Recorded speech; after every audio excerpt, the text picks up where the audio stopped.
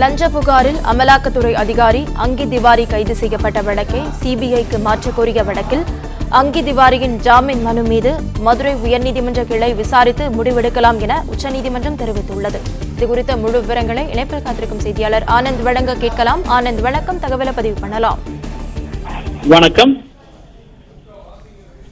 அங்கித் திவாரி அமலாக்கத்துறை அதிகாரி அங்கித் திவாரி கைது செய்யப்பட்ட தொடர்பான வழக்கை சிபிஐ விசாரணைக்கு மாற்ற வேண்டும் என கோரி தொடரப்பட்ட வழக்கின் விசாரணையை மார்ச் 20ஆம் தேதிக்கு உச்சநீதிமன்றம் உத்தரவிட்டிருக்கிறது. மேலும் மனுவிற்கு பதிலளிக்கும்படி அவருக்கு உத்தரவிடப்பட்டிருக்கிறது.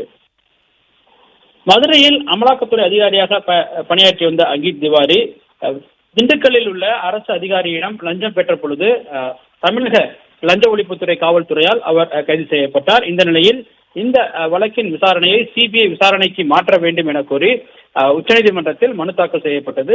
இந்த வழக்கு உச்சநீதிமன்றத்தில் இன்று விசாரணைக்கு வந்த பொழுது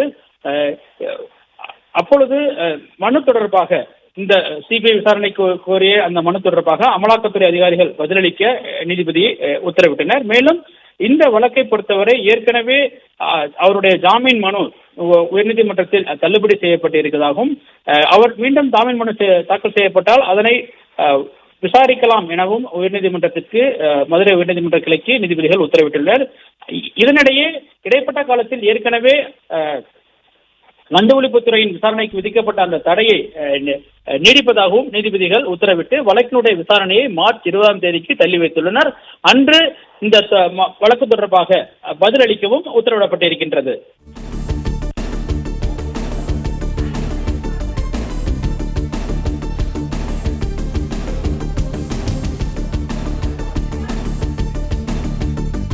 தகவல்களுக்கு நன்றி ஆனந்த்.